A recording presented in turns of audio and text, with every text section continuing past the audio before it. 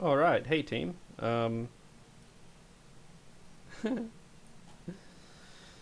So I've just been doing some just quick thinking over the break, and I've been reflecting on how it was really good to spend a lot of time on that. More time than we usually spend in a term. Normally we don't go through that much detail. It's actually really funny. Like I'd never understand this about. You'd be amazed how much students just vary every term for no particular reason. Like some terms students just like don't get Python, and in other terms they just like don't get testing, even if you like share the same stuff, which I've always found really interesting. So it's good that we spend some more time on testing because that's obviously like what the appetite is at the moment. Um, but because of that, we basically just spent 30, 40 minutes on that. But I don't actually think these two topics here, requirements analysis overview and use cases, are particularly relevant for like another few weeks. So we might actually even knock those lectures back, probably, because we'll probably need to spend some time on coverage, but we'll see how we go. Just a quick question here from Chewy, which is, so we can't use functions to test our functions like channels create, because that's what we did, is in the spec it said our tests should work for other groups' code, and that's the only way. I don't really understand the premise of your question. If you don't mind, I'm just going to copy and paste it into an editor so that people can read what I'm reading. You can use functions. What do you mean by functions to test your functions? I don't. The problem is, I think the devil's in the details. Like, do you mean helper functions?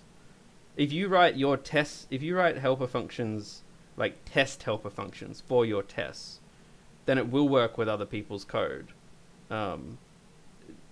It depends on what you've done. Like, it's just a broad statement, so it's hard to. There's some expressions of that might be a problem, and there's a lot that probably aren't. So, devil's in the details.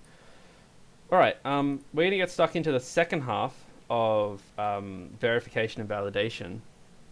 This recording's been put in two halves because over the break as well, I kind of just decided that I think these might be useful to break up into two lectures. That's all, because we could talk about testing for a while. What we've been talking about so far is just verification particularly, and then a little bit on the project. But now we need to ask a really important question, which is, how do we know that our tests are good? How do we know that we actually wrote good tests? Because here's the funny thing, you can't test your tests, right? Like, what happens if there's bugs in your tests? Do you write tests for your tests? What happens if there's bugs in those tests? So testing is this really interesting philosophical problem where you test to ensure your code works, but how do you know your tests are good? Because if your tests are crap, then lots of problems happen.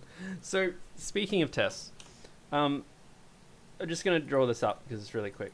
So first thing is, you have your implementation down here, right? And then you write your tests.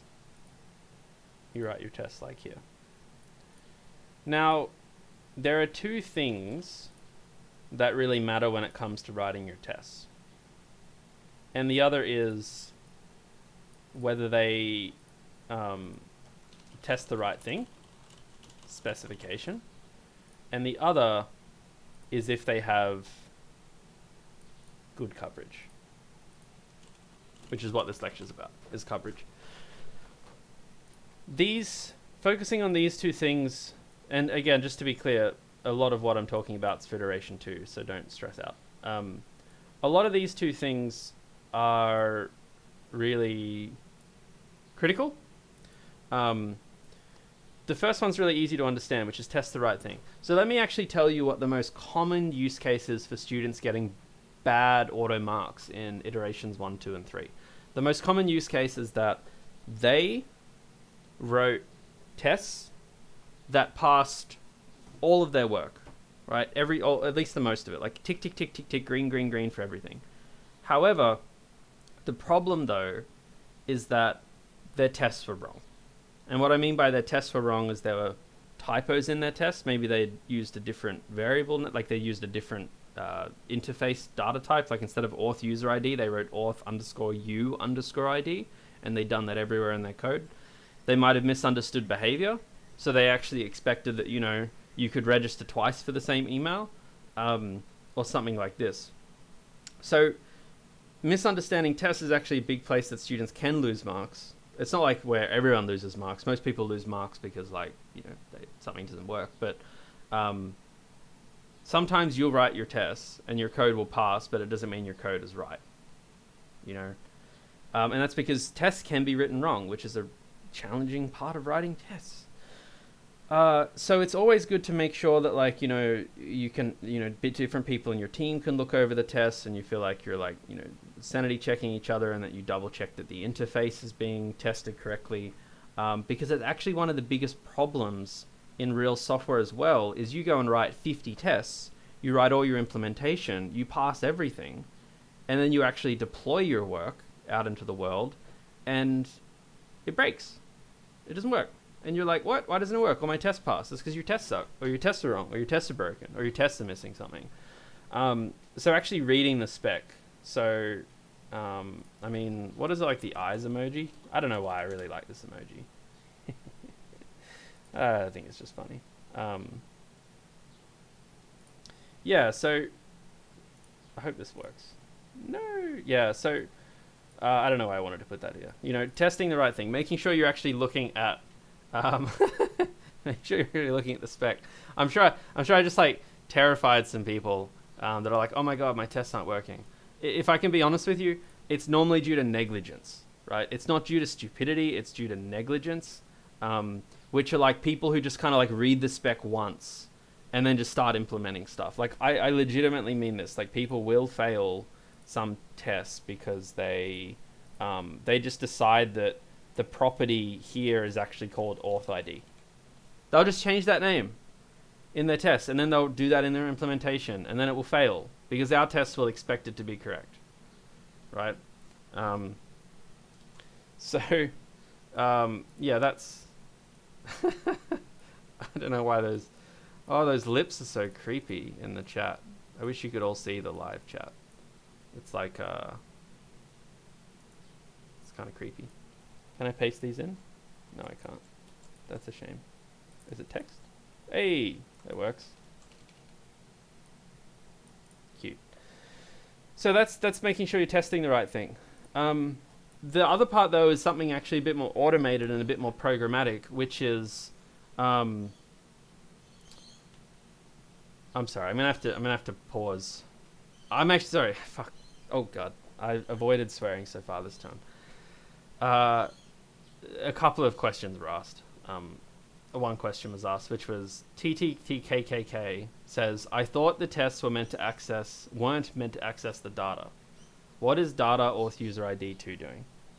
So that's a reasonable question to raise curiosity about, which is like, if I'm not accessing the data, then what the hell is this?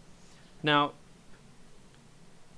notice, like, the reason in the specification that we tell you not to write your implementation first is because what we're doing here is we're not actually accessing the data in terms of the implementation. Like, obviously we're accessing the literal data, right? Like, we're getting the data from the implementation's data store. But what we're not doing is we're using the correct abstractions to get it, right? We're not relying on the implementation. This is written here not because the implementation says so, but because the specification says that that's the data we get. It's entirely interface dependent, right? Interface dependent. It's not implementation dependent. So all of this is written based on that the interface is true, irrelevant of how the actual underlying implementation is used, how it's stored, and all of that.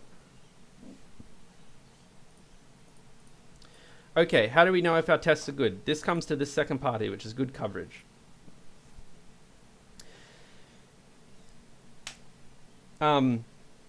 This is exactly what I just kind of wrote up here, which is we're saying that tests have two key pieces of coverage, which are test coverage and code coverage. Now, test coverage is kind of like this, and code coverage is kind of like this. Now, in this definition here, test coverage is defined as a measure of how much of the feature set is covered with tests, right? Which is why I am kind of broadening that to say it's not just how much of the feature set is covered with tests, it's if you're actually interpreting the requirements of that feature set correctly. You know, are you understanding that feature set? Have you interpreted the specification right? The second one is code coverage, which is how much code is executed during testing.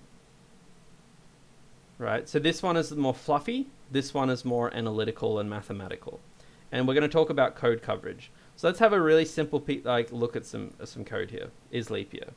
I'm sure I have a test for you somewhere. Lectures, week 3. Is it here? Leap years? Oh, maybe I didn't actually store it in the folder. That's okay, let's open this up. So, say we've got this file here called leap year, or like is leap year. Is leap year.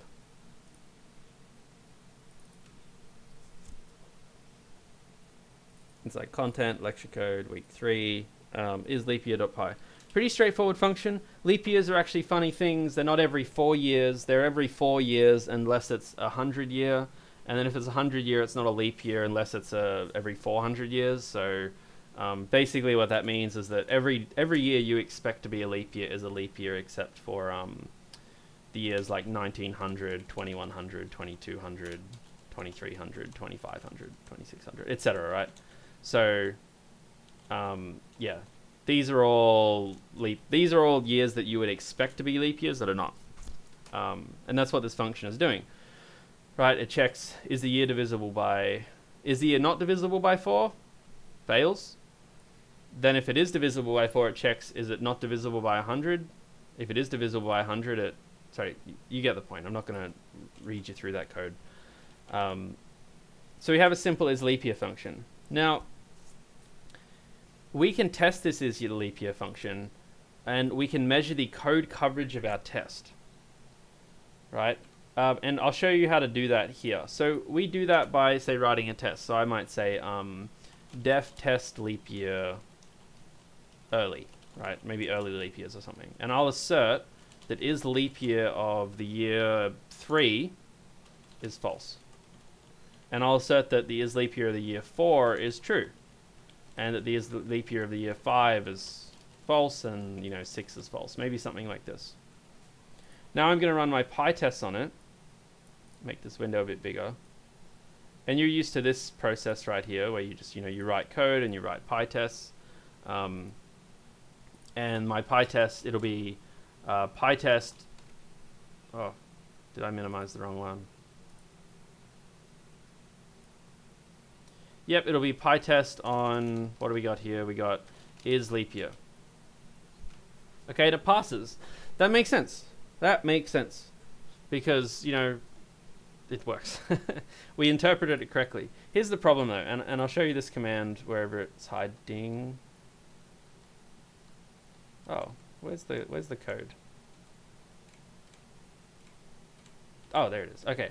So on this code, we can actually check what we call the code coverage of this code. So I mentioned before that we kind of have this test coverage, which is understanding the spec, and then we have code coverage, which is actually analyzing how much of the code you've tested. And we can do that by running coverage, right? Run, and we just actually run this whole thing. And what this will do is this will run PyTest on all of the files in this folder, and it will look at the code coverage. So think of it like a superset of PyTest. And what I mean by like a superset of PyTest is that like PyTest is PyTest runs already, but now there's like more running on top of it. So there's something that's actually like watching if PyTest is like doing all the code. Derp. Oh, it's because I actually have to label this. Let's break this up into a separate file. We'll call this like leaptest.py. We'll call this leaptest.py, and we'll from is leap year import is leap year. So I'll just break that up. So here's the thing about coverage. What it does is because it runs coverage runs PyTest. So you're used to just running PyTest by itself. You know, you can just run PyTest, and you know that what PyTest will do is it will go in the folder and it will look for all of the dot or like the underscore test.py, right? It'll look for all of those and it will run them.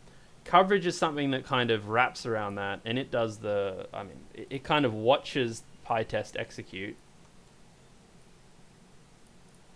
It kind of watches PyTest execute and makes sure that it's actually executing all of the code, right? So it's a watcher.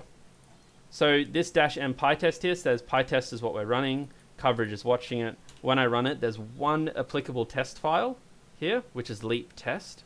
And you can see that when I run it, it kind of looks like a normal PyTest. It just happens that coverage has been watching, right? Creepy. So coverage has been watching. What does coverage actually do? Well, after you run your PyTests, you run this other command here, which is called coverage report.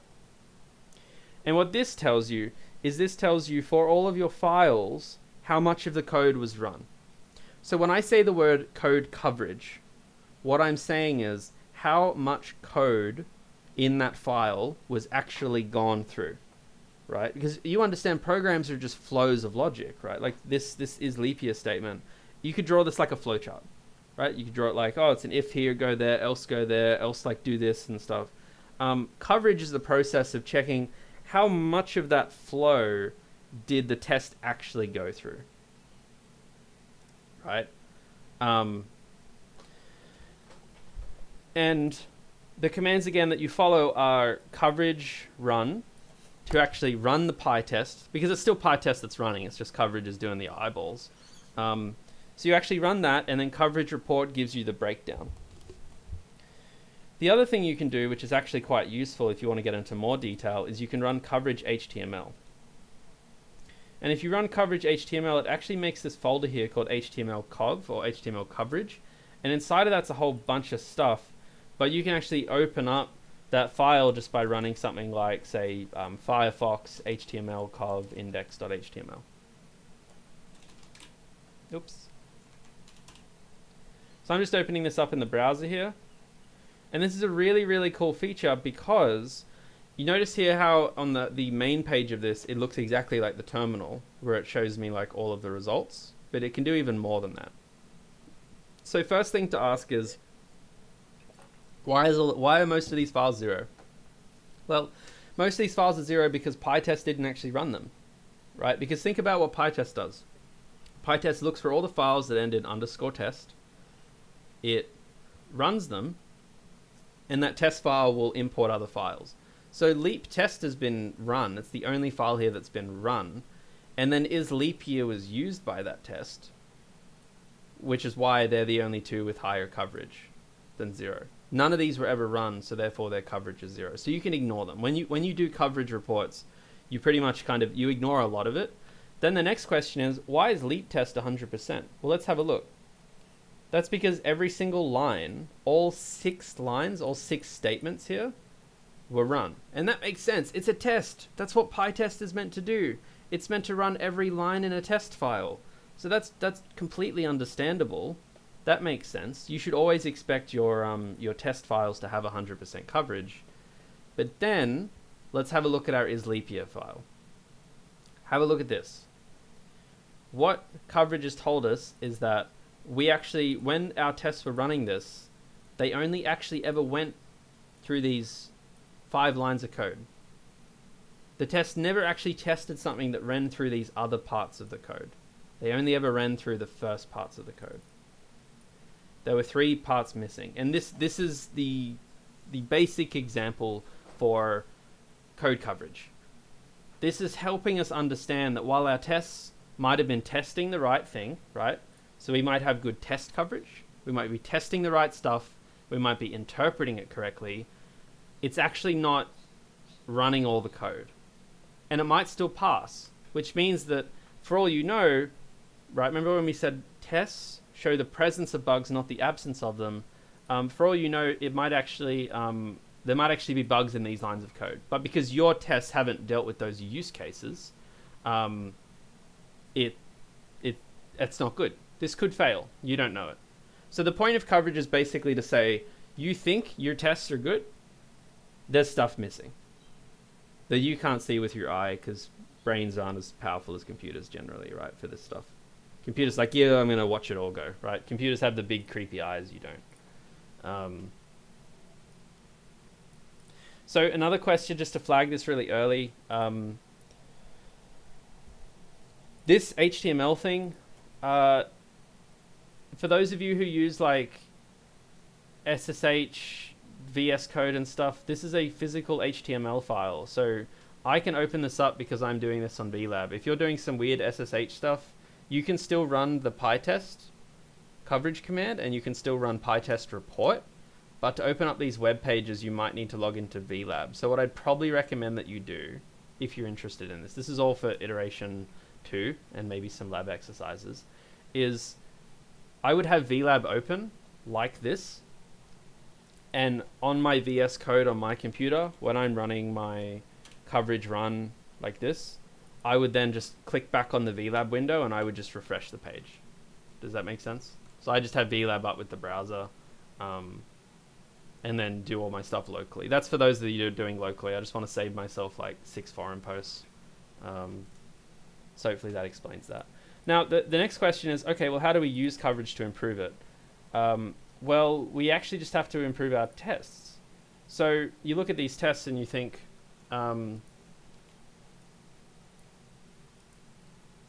just by the way, some people are asking me questions about bash commands aren't working. Are you using VLab or are you using local? Because if you're using local, it could be 100 different reasons.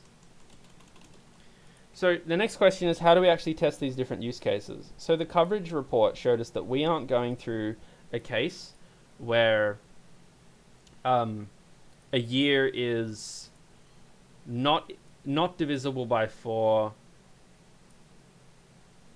Wait, so we're not showing a year that is divisible by 4 and is divisible by 100, I think. So now I might need to like def test centuries or something. And then def test centuries, I might test, is leap year of 96 should be true. Is leap year of 104 should be true, but is leap year of 100 should be false. Like that.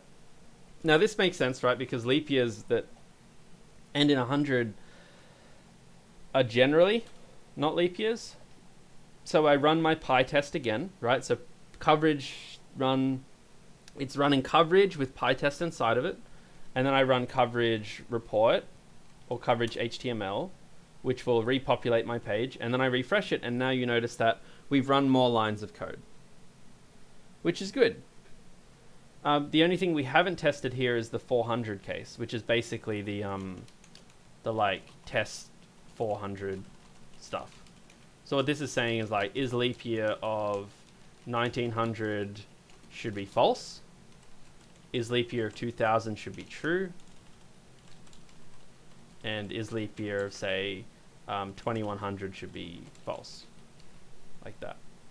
So now we run coverage run again, which is like running PyTest. We run coverage HTML. I go back here, I refresh the page, and we've now run everything. And if I run coverage report, which is probably closer to what you'll be using more regularly, you can see now that our leap test is 100%. So for iteration 2, we'll be marking you on this stuff, not for iteration 1. I do believe there's some of it in your week 3 labs though, just to get you like familiar with it. Just for people too, just a quick comment. This course kind of feels a little bit front heavy because I know that like what's probably happening now is that week 3, so you're all taking the project really seriously. But then on the other side, week 2 labs were harder than week 1 labs, and week 3 labs are harder than week 1 labs too. So some of you probably feel like you're like bubbling under right now. Just to kind of explain it, so it's like if this is the course and this is like week 0, 1, 2, 3, 4, 5, 6, I don't know, 7, 8, 9, 10. The kind of aim of this course is that we kind of have it go like, maybe, I don't know. We kind of have it go like, like that in a way. Maybe I'll say it's more like that. So the very structure of this course is what I call front to medium heavy. And what that means is that by week 8 or 9, things are actually ramping down a lot. Like iteration 3 is kind of going to be the easiest iteration in practice for some of you because you'll be warmed into it. You'll know what you're doing. Like a lot of the struggles you're all having right now are that the workload is high and you're really trying to wrap your head around things. So, you know, don't feel like this course is like basically just some horrific hockey stick where it's like, you're about to get destroyed. So yeah. What changes in iteration 3? That's a surprise. Zol said, can you explain how we should do this locally? So Zol, all I'm really saying is that when you do things locally, you can do everything we've done here locally. It's just that when you run HTML, coverage HTML, to generate the web pages, you can't run this command that I run, which is Firefox, because your SSH terminal, depending on how you've connected to it, I'm just giving a broad answer here, it won't just load up a web page, right? So generally, if you want to look at these web pages, the simple answer I'm going to give you is just you can log into VLab and load them up. You can go to the same folder that you went to in the terminal on VS Code and stuff, and you can just like load up the page. Have a play around. It's actually, if it sounds complicated, it's not that complicated. You can do a lot of very different things. Yep. Okay, so that's test coverage. It's really simple. So just to recap, this command runs the PyTest with coverage watching. These two commands give a report on terminal, and the second command gives a report on HTML. Bill says, can we show details without showing in web page? I don't think so, no. I think it has to be the web page. Okay. Example days to year. Years to day. All right. Let's have a look at this. This will be a second coverage example for us. I feel like that must be somewhere. Nope, it's not there. Okay.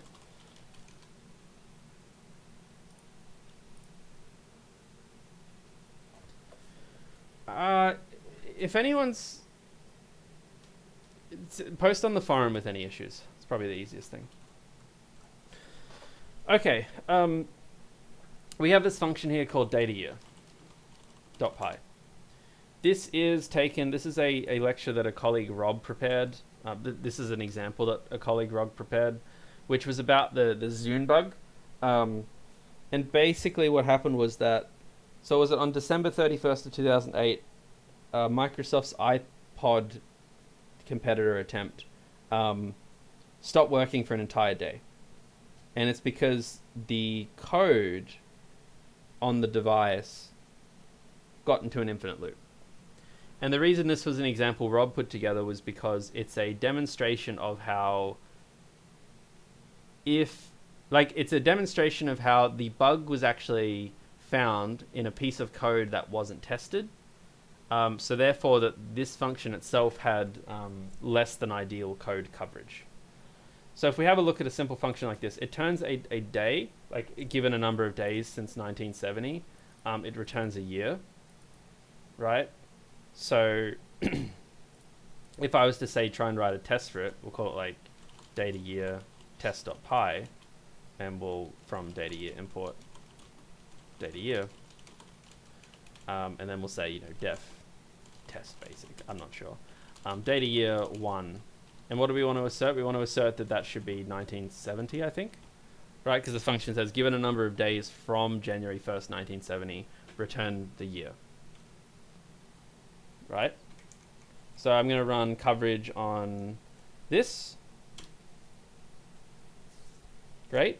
You notice that 2 PyTests were run this time, which means that when I run coverage report, that it actually ran this test file, which gave 100% coverage, and then it ran this test file, which gave 100% coverage, because they're test files, and then the associated files that they ran had less than 100% coverage, in this case like 40%. We can again have a look at that on the HTML page just by running this, and then we can have a look inside data year and see what happened. So you can see here that it ran the function, it ran this line of code that said year equals 1970, it entered this while loop, sort of, where it said like while days is greater than 365. When I say it ran this while loop, what I really mean is that it executed the condition on this while loop. It executed that, it checked if days was greater than 365, but it wasn't because we're in 1970. So then we can update the test and we can say, you know what, well, let's do 366. And that should be 1971 now, because 366 days since 1970, 1st of January, should be another year. So we run coverage.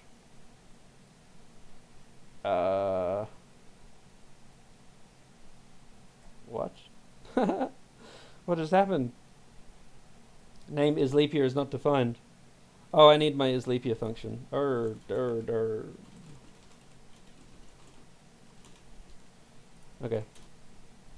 This is actually one of the things that it sucks about Python being a scripting language, right?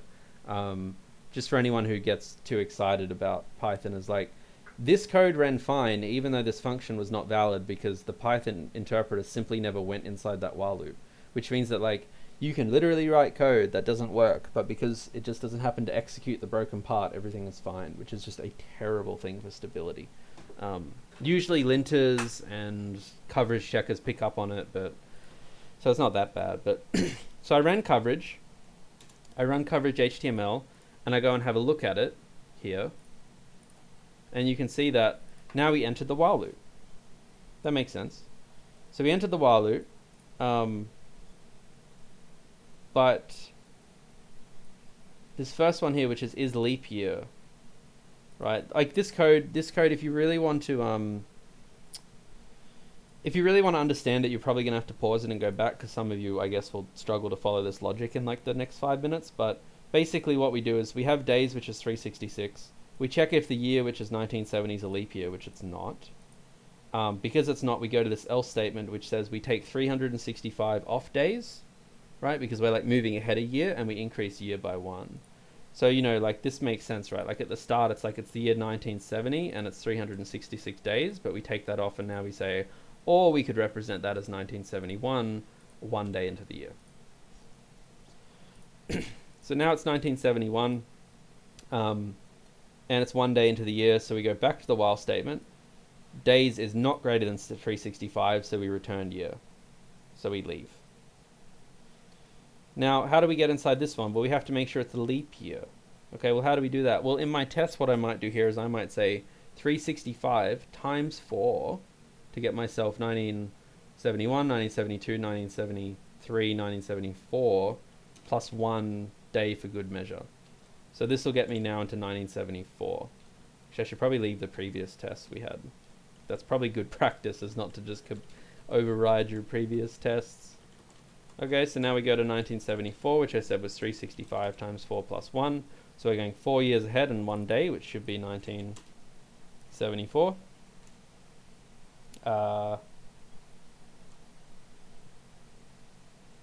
Unless I screwed that up.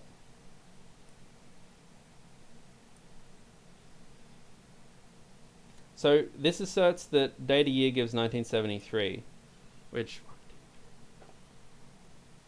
I don't know why that is. Why is that?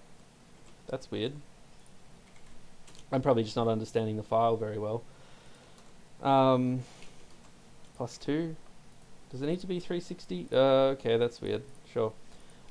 So point is, now we're in 1974. So we go back to the code coverage, run HTML, and now you can see that we've run all the lines of code.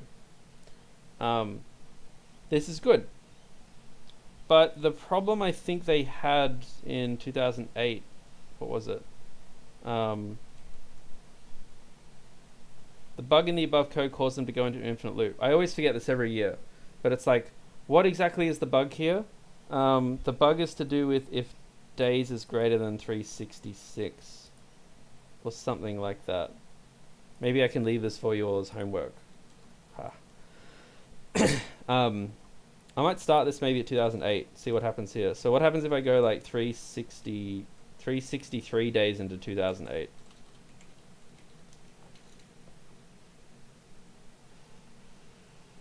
Sure, yeah. Or 364 days into 2008, or 365 days into 2008, or 366 days into 2008. See what happens here. Oops, that's not what I want. Hey, it happened. It's infinite looping, you can tell, because it's scrapping its pants. Let's see what point that actually happens on. 365. Great. So when we pass 366 into this function, notice I set the year to 2008. Let's have a look at what happens. It enters this while loop, because days is greater than 365, because it's 366. We check, is it a leap year? Is 2008 a leap year? Yes, it is. So we enter this if statement here. Is days greater than 366? No, because it's exactly 366. So do you see this edge case here? How there is a case where days is greater than 365, but it's not greater than 366. So what that means is that it enters this while loop, because that's true. It enters this if statement, because it is a leap year. But then it does not enter this if statement, because it's only 366. So what happens if it doesn't enter this if statement? Well, it skips and then it goes back to the while loop. So that's how it actually gets caught in a loop. Because we've already entered this else statement, therefore we're not going, we've already entered this if statement, therefore we won't execute this else block. And because we didn't enter this if statement, we just kind of skip it and skip it. So we actually get caught in a loop here for that particular day. Now, naturally, I believe this would have happened on years that aren't 2008. Like, it would have happened probably in, like, 1974 too, I guess. I guess this would happen in 1974 as well. It's just the Zune wasn't released till, like, 2004 or something. Nope. Maybe, I wonder why it only works in... Oh, because 1974 is not a leap year? It's meant to be 1972. Maybe that's why I've been confusing myself, because I've been thinking that's a leap year. Okay, let's try this. Yep, okay. 1972 is the leap year, sorry. I'm so poisoned by the 21st century where leap years are just divisible by 4. It's not like the 20th century where 1996 was a leap year. Well, it's the same thing here. That didn't even make any sense. Let's just edit that part out in our heads. Okay, so fun stuff. Now, obviously, code coverage is... Code coverage, in that case, didn't necessarily pick up on it. Because you notice we actually got full code coverage, but we still had the bug. So this kind of comes back to that point that, like, if you're not doing formal verification, you're always only doing the absolute best you can. Code coverage, lots of tests, these are all just tools we use to get as close as humanly possible to avoiding bugs. But while we're using these standard programming techniques, which is what everyone uses, right? This is what big companies use, you'll never really reasonably be able to completely eradicate any risks of bugs existing. The last thing to talk about as part of this lecture is branch checking. So what actually has been happening when we run this code is that we've been checking code coverage, which is checking statements, which are basically, like, to keep it simple, it's like lines of code that actually do something. So you notice here that there's 11 statements in this file, and it skips empty lines, it skips comments, it skips the else, because an else isn't really a statement, like it doesn't do anything. So this checks 11 statements. Now, there's actually a fairly big school of thought that says code statement coverage, which is what we've been doing with code coverage, is actually not the best form of coverage, because what what really screws up programs, as you can see here from the leap year one, is branching. And what I mean by that is if you have 100 lines of code that are all within an if statement, all those 100 lines are going to execute if you enter that if statement.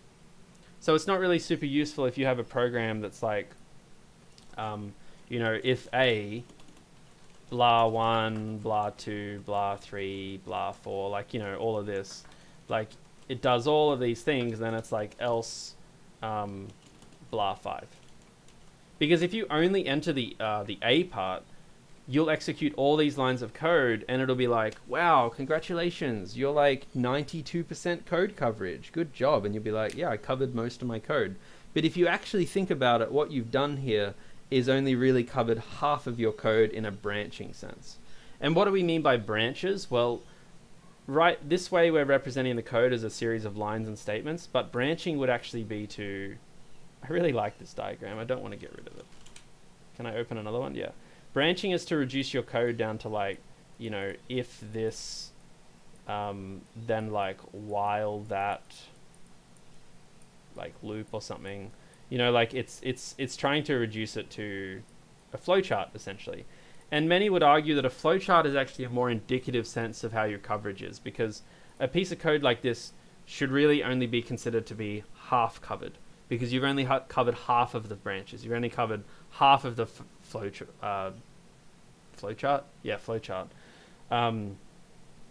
And yes, so, and to do that, we use the -- branch option. So when we run code coverage here, we're going to get full code coverage, but we actually just part of the run, we run -- branch. And what that will do is, oh God, we hit infinite loop.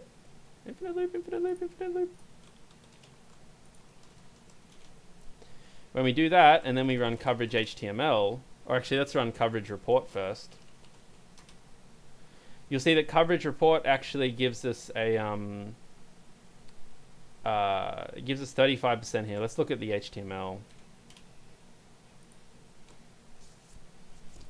So you can see now it's actually looking at I mean the HTML I think always gives you the statement one probably. So this is 35% here. Let's try it without the branch part and see what we get. It's all good. We're nearly done. 45. So you see how like if we use branching, we actually get a lower number. That's because we only went through 35% of the branches in the code. Whereas if we do code statement coverage, which is the default one, then we've gone through 45% of all the lines of code, which implies that we've done better than we actually have. So in general, it's good to use branch coverage. I think that for your project, we'll be using branch coverage maybe in the pipelines. Yep. Cool. So it's 11:54. Just last 2 bits of admin. I mean, this pretty much ends the code coverage lecture. I'm going to kick these 2 lectures back to another week. I just realized today that we don't need to go through them today, so there's no point rushing what we were doing. So we'll kick those back to, I don't know, probably week 7, maybe? Yeah, week 7. Last thing, I've been getting people asking me questions about damn editors and stuff for a while.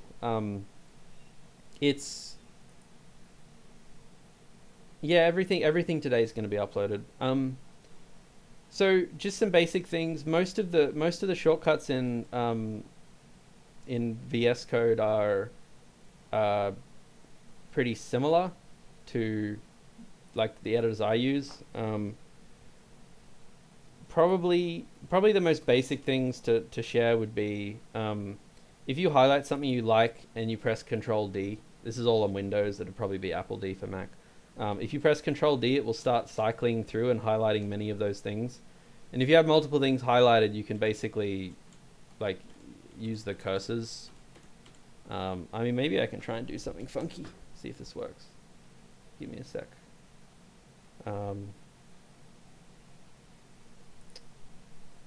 Where is video capture device? Wait, is this it here? Am I hiding? 2 seconds. Cool. Great. Okay. Oop. Yeah, I'll see if this is like a terribly filthy keyboard. But basically it's like here, if I have a piece of code and I press like Control and then D, like that, I'm like highlighting lots of different things. And then I can pretty much just move around them with the arrow keys like that. And do many things at once. And then at that point, everything that I'm using, if I like, type letters like H, it's just going to apply it to all those different things. So that one's pretty useful. Another one that's like pretty useful is if you hold Control and Shift at the same time, you can actually like, when you move up and down, you actually move entire lines up and down code like that. Right? So that's like an easy way to shift lines of code around, which is super useful. If you hold Shift while you press Delete on a line 2, you're gonna delete a whole line of code, which can be pretty useful as well. I think they're the main things. The other one is if you highlight something you like and you want all of them, you can obviously hold down. Control D. I don't know which one D is. I got all my letters mixed up. See, that one's like called G4 for some reason. You can hold down like Control D as much as you want, or alternatively, you can just like, I think it's Alt F3, which doesn't seem to work on, oh, you can see that. That doesn't seem to work on VLab, but if I do that locally, it does. So for instance, if I highlight blah here and then I like press Control, if I do Alt F3, it'll highlight all of them. So that's super useful. But it can be really, really useful. Like, there you go. You can get 2 of me now. See how much crappier my webcam is? Like, have a look at it. Look, my hand's like waving. Yep, that's fine. So the last thing I just want to explain is that getting comfortable, we'll finish at 12. Getting comfortable with, I don't know why there's 2 of me. Getting comfortable with editors can be excessively useful. For instance, like here's an example, a common thing that'll happen all the time. I'll like have a bunch of your Z numbers and they'll look like this. And I'll be like, I want to email all of you, right? And there might be a lot more than that. There might be like that many Z numbers. So really simple thing you can do with an editor to make your life easier, which is like, I do this all the time. I'll make myself a new line at the end. And then what I'll do is I'll say, I'm interested in every single new line, right? So I highlight the gap between the end of one line and the next line. And then I basically would just like hold down Control D for like forever, or I press Alt F3, but like I could hold down Control D. And what I've essentially done now is I've got my cursor at the end of every single line that exists, okay? And now I can like freely move. I have a cursor on every single line, so I could do some interesting things here, like put a Z in front of all of your numbers, and then at the end here I could do an @unsw.edu.au, like that. And then I could maybe turn that into a Python list, and then like, bam, I've like already created this kind of list very quickly. So it's definitely a skill I would actually encourage you to get comfortable with, are just the power of editors and their ability to manipulate things quickly in bulk. It's not actually really for programming. I rarely care about those commands for programming. Most of it is like random things, like downloading a CSV off the internet and needing like all the letters and stuff, so forget about the programming sense. It's actually just an extremely useful thing generally. And if you wanted to turn these into dictionaries, for instance, go find a common string here, highlight them all, and then wrap everything in a dictionary. Be like, oh, email is that, and there's your email, and then like, age is 18, and then bam, you've got yourself a giant dictionary. Really, really powerful. Anyway, it's 12 o'clock. We've gone overtime every other week, so I'm cutting it off right now. I'll see you next week. Good luck with your iteration being due. And next week we'll talk about iteration 2 and some more cool stuff. So have a great day, everyone. Oh, and